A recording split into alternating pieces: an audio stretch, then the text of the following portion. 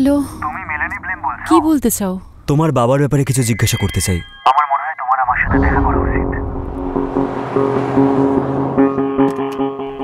High মেলানি।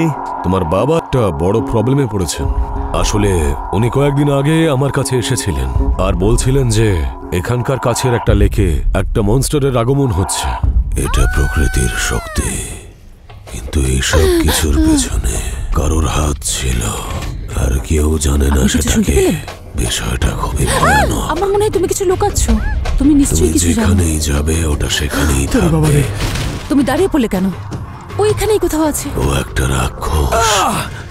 প্রত্যেকবার মৃত্যুর দিকে এগোবে তোমরা। বাঁচাও! বেঁচে থাকাটা খুবই মুশকিল। আরে নো! আটকানো যেতে পারে। মেলানি, এটা আমার জন্য শুরু হয়েছিল আর শেষটাও আমি করব।